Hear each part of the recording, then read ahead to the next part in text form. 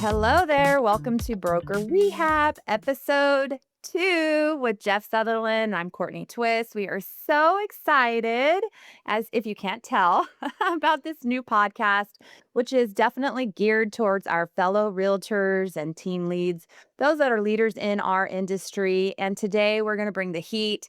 We're going to be discussing the fact that all of us have built a brokerage for freedom, but now the business is running you. It's like we all know we're wearing all those hats, and how do we juggle it? Jeff, take it from here. Man, I've bet a lot of you guys out there are literally subsidizing your business right now. How does that feel? How does it feel to know that you have to keep on grinding every month just to keep the doors open and the lights on? That's frustrating. So that means you don't have the proper leverage. That means you're not recruiting enough people. That might mean your costs are too high. There could be so many different reasons why that's going on. So we want to unpack that today a little bit. Courtney and I were thinking about what's the best way to start this out. Like she said, we want to have freedom, but that's the last thing we have. We talk to so many independent brokers and they're miserable, but they're proud of their brand, and as you should be proud of your brand, but you have to run a profitable business, right? So, let's talk a little bit about all these different reasons why we don't have freedom when we actually start our own place. Right. Well, I think for me, I started my brokerage small and slowly, and then it just kind of started taking off a little bit organically for a long while. And you're like, okay, well, now what? Now I've got this whole monster, right? This whole machine that you've got to figure out how to manage. And you have all these people kind of relying on you, and everything has to funnel through you. Your weekly meeting content. You're the IT person when people's emails won't work or something's wrong with their CRM, right? That was probably my least favorite part of having to try to figure that out. I hate calling 1-800 numbers, that's for sure. Yeah, for sure. But you think all of a sudden you're like, okay, I know how to be a top salesperson. We were all that before we became brokers, but it's a whole nother can of worms when you're having to manage people and you're having to systematize. Like, how do you rinse and repeat? How do you duplicate something that's working and scale it to a larger level? And it can get pretty overwhelming. Yeah, and I think we should maybe start and just talk about some general principles around how do you do this, right? How do you do this successfully? A lot of it is no different than being an agent. As an agent, we need to time block, right? We need to time block to grow, to work on the business in the morning. And I always worked in the business in the afternoon, right? So working on the business, meaning that's growing the business, either attracting agents you want into your company or coaching the people up that are in your company. And what I typically did, quite honestly, is I focused on the top 20% because typically the top 20% of your brokerage are the people that are going to produce the most. So it's easier to keep an agent that's great than to go find a new one, right? Right. So it's Well, really, yeah, go ahead, Courtney. I was just thinking about that. I, have wanted to focus on my top 20%, but the time sucks always came from your bottom 20%. And I've very rarely let people go over the years, even though I knew you think, oh, they're independent contractors and you're just getting a little portion, but they're costing you money.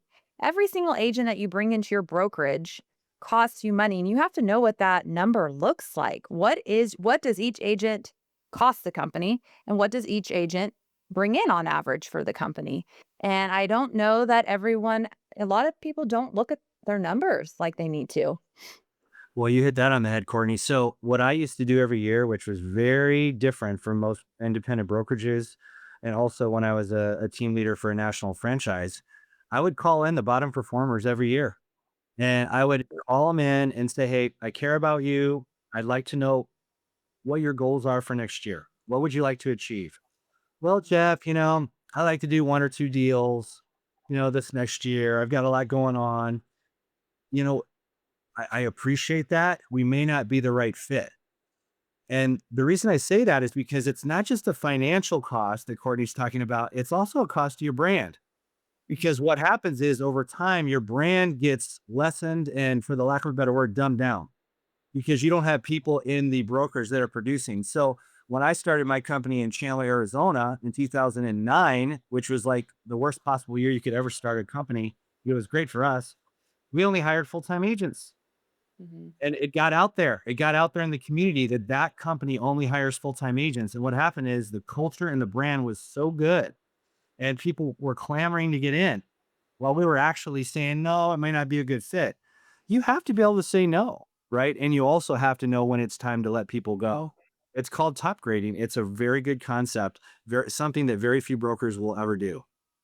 Yeah, no, it definitely you're definitely right, Jeff. It most definitely can impact your brand when you've got someone that's not performing to the level of your standard, right? But I think, part of that is how do you keep your brand strong as you scale? And how do you keep that consistency? And that's where it was so critical to get the processes in place, which is hard to do when that's not a natural inclination for you. So many salespeople, maybe it was just me, right? We do the disc. We used to do the disc on every single person in our office, so we would know how to communicate. But I'm high D, high I, and a lot of times that high I would win out the high D, where I just want to blow and go, and that could be effective in sales. Right? Like I will learn as I go along. I have no trouble talking to people and I did really well with selling real estate. But when you have to systematize that and you have to make sure that all your agents are doing it like you, it's hard. It's a hard thing to do. Wow. So this is such a great podcast. We're going to talk about so many different things. Okay, so I have literally recruited like 2,500 people into this industry over the last 25 years, and I've used the disc a lot. And just think if we all used the disc when we hired people right off the bat, like before they even get to an interview, they have to take a disc. Why? Because if you become a master of human behavior and you understand how people think, you're going to understand that in real estate, chances are, and there are some exceptions, but chances are the D's and the I's usually have a higher rate of success. Mm. That's just truth. I mean, now that's not to say an S or a C cannot. We've seen plenty of them succeed, but it's going to be a little tougher for those people because they're more administrative. They're more quality conscious. Sometimes analysis paralysis kicks in. So Mhm. yeah, right. You have to know who you're getting. First of all, is who's your target, and back to the whole brand thing. You got to message this correctly. Like Courtney's amazing at messaging. She's like my idol when it comes to putting stuff out there into the world, but you have to be so spot on with your message to the world on social media and all of your marketing that people hear the same thing and they know that, oh my gosh, to work for that company, what a privilege to work for that company. And it's a high minded brand. This Yeah. is what I'm going to be a part of. You know what I mean?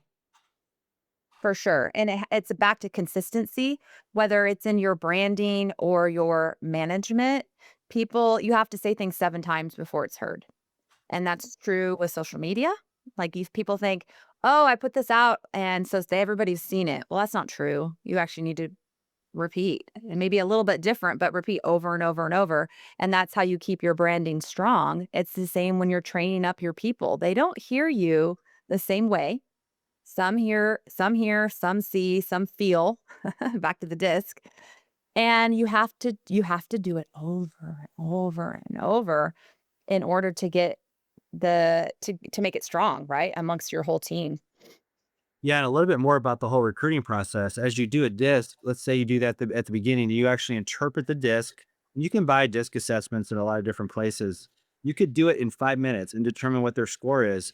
And then you sit down with the recruit and you validate that instrument. I Right. guarantee you they will love that. When's the last time somebody sat down with them and basically unpacked their how they think? And Right. you can have the most intimate conversations with people, stuff that they haven't talked about like with anybody. And at that Mhm. point, you have an amazing relationship. Then you can talk about business. But to me, these are some of the necessary things that people skip and they go right to verbal vomiting on why they should come to your company versus it's a privilege to be here. I'm going to learn about you. You need to tell me why you're a good fit with us. Right. Active listening is what I call that, active listening. more important than talking. Yeah, absolutely. And it's something I think that recruiters in general or leaders have really kind of, it's a lost art. You have to do that. It's all about the needs analysis, in my opinion. For sure. We've got to dig in. Because we actually use the disc in multiple companies. My husband and I have 4 companies, and we do the disc on one of them. It's a construction fencing company that we own, and we do it before we hire. It is part of the hiring process, and it has definitely helped tremendously. And like I said, I did it with my brokerage before we hired as well. And it's an investment in them. You have to pay for those. I know with EXP now we get them for free, but as independent broker, I had to pay for every report. But boy, it was so worth it. So worth it. And I think there is a need to have all 4 in your brokerage so you feel your blind spots. If I had all high D's and I's, we would be missing so many details that the C's and the S's would do. And I found the S's to be great for working and leads that I funnel to them or handing off my overflow. That clients love them. They're way more nurturing than I am, and they're really good at follow up. They're just not hunters. And that you need hunters in this industry, but you also need the ones that are going to cross the T's, dot the I's, and have extremely good follow up. And I think that's where it's important to recognize your own blind spots and try to fill those gaps. 100%. Yeah. And I do agree with you, Courtney. We need all of them. And, when I recruit people, I think about several things in terms of, are they a good fit? First of all, do their core values match mine or similar in fashion, right? I want to make sure am I hiring a good person, good character person, right? Are they motivated? And you can tell motivation by asking them about their track record, asking them about their life. At many times, Courtney, I've had people get up on the whiteboard and I'll say, please draw me a picture of your life. I want, or whatever you want to do to show me your life. And they'll get up there, Courtney, and they'll start putting all these wonderful pictures and they're into it, right? And how better can I get to know somebody's track record of success than when they do that, you know? Um, I would never have thought to do that. That's a good yeah, idea.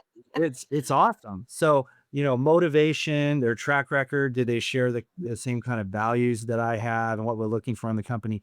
These are all things that I'm thinking about, right? When I'm Mm. having a conversation. And by the way, the longer you kind of slow that process down, the better it gets. Because what happens is if you hire quickly, you will make mistakes based on feelings and emotion. But when you just extend it a little bit, you're gonna find red flags sometimes come up, and that's okay, right? It's okay to slow it down a little bit and think and really reflect upon that, and maybe have them come back for another second interview. Right. Well, you touched on something else that I think is important. You said that they have to align with your core values. Okay. Core values, mission statement. You have to have a clear vision, right? And you have to know, and it can't just be you. You got to have the buy-in of your whole team around that. And sometimes, like, we revisited our core values multiple times over the years because as we grew, as we opened different locations, they changed a little bit. And I think it's back to those where you're stuck working in the business and not on the business. And I think it's so critical to have strategic planning days where you just opt out. You're not in the office. You might be off site, not even at your house. Like, we used to go have retreats with my leadership team and just dial those in every single quarter, like clockwork. And we did not miss it. And I think it was so important. I think that step gets missed a lot, or it's just like cookie cutter, you print it out, you put it on your walls. But do you know what it means? And are you truly living by it? Because you should be able to make decision making or do your decision making, like on hiring, based off of those core values. And it should help you manage your time, actually. Well, I still agree. And it's not just your staff and your executive team knowing your values, it's your people, right? So how are you continually questioning and asking, probing them? Do you know the mission? Do you know the mission, right?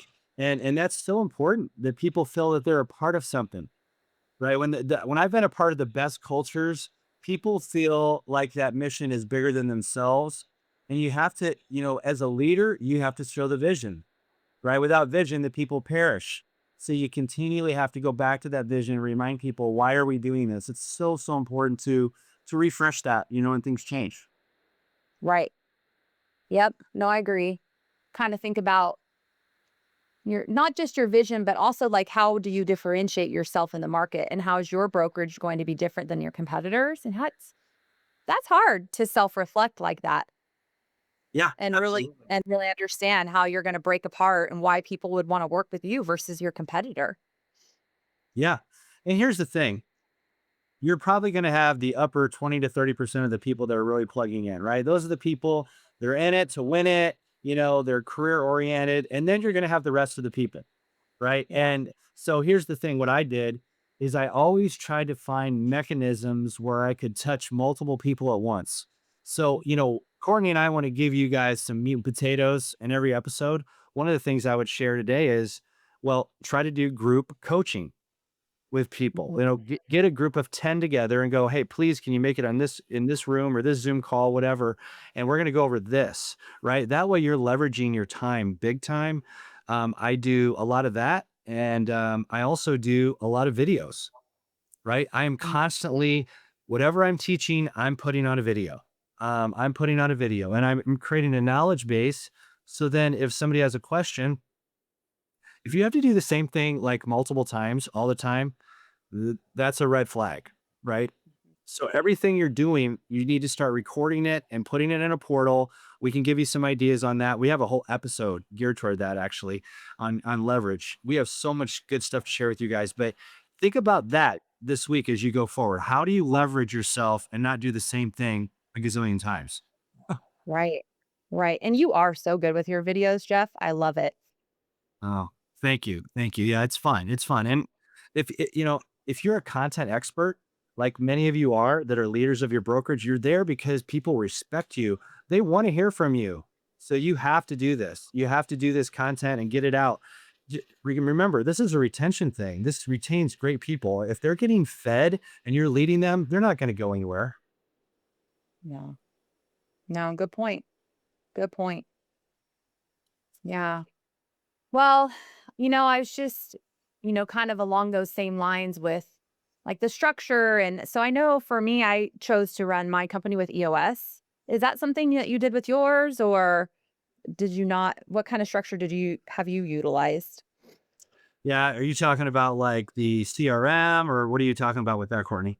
So EOS is it's a system that you can use. There's a book called Traction. And it's essentially every single week. So I created a leadership team. I hired a fractional CFO who helped us implement this. And every single Monday we met and we used Trello, which is I still use to this day Trello for a lot of my projects. And you follow the exact format of EOS to the T every single week, and you helps you identify what your to-dos are, what your quarterly, we call them rocks, so your goals for the quarter, for the year, and of course you start with your big long-term vision, and then you work it backwards into the quarterly rocks. And I found it to be so incredibly helpful.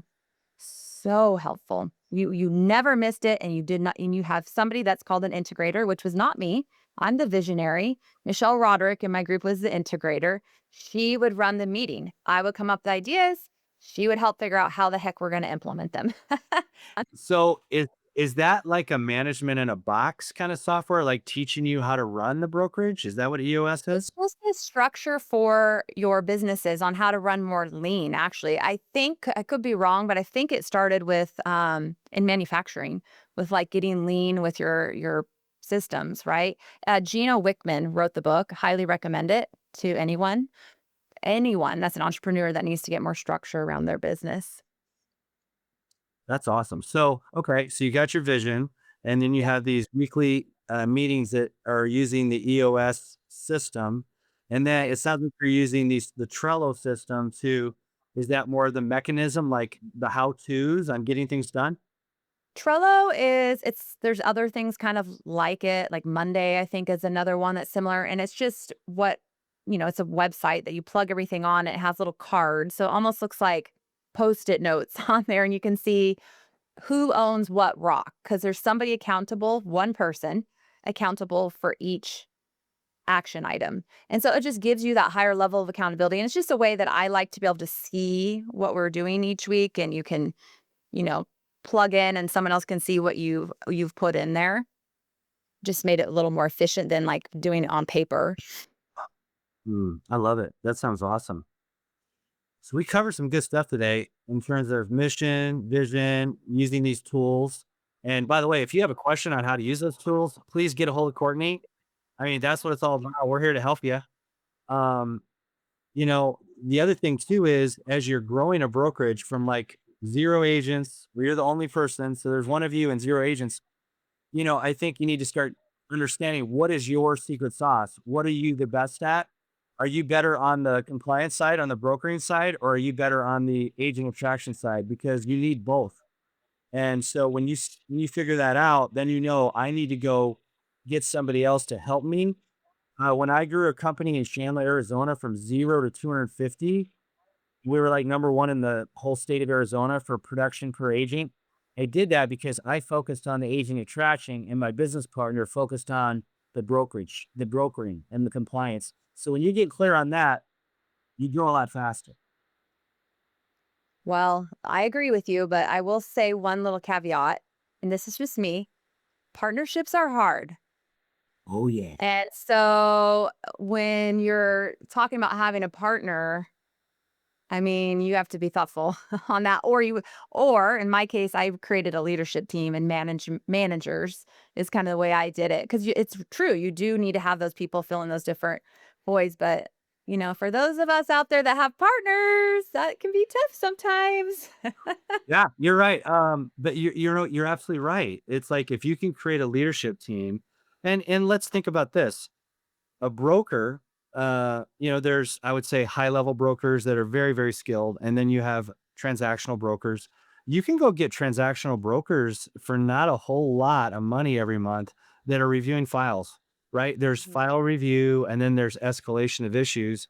So to your point, I agree with you, right? If you can create a team and retain the ownership, yourself and lead, I think that's probably the best way to go. I agree.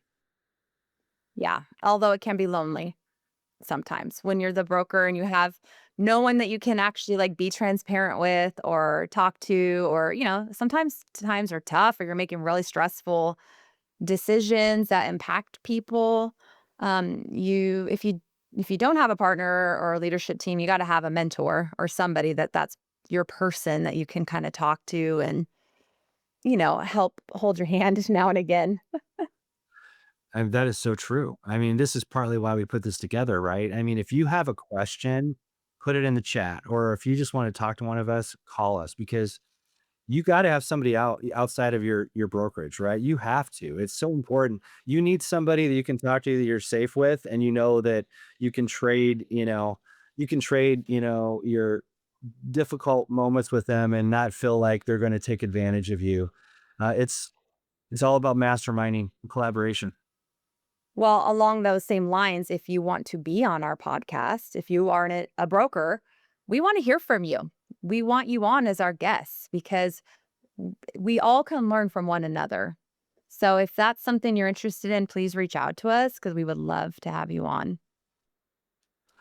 Yeah, and as we close this one out, we like to do our broker recharge moment, right, Courtney? Yes, yes. Woo. Okay, so here's my challenge for you today. Okay, I want you to think about yourself because in some ways, well, actually, you need to always take care of yourself first, your body, your mind, your physical state, your mental state, your spiritual state, right?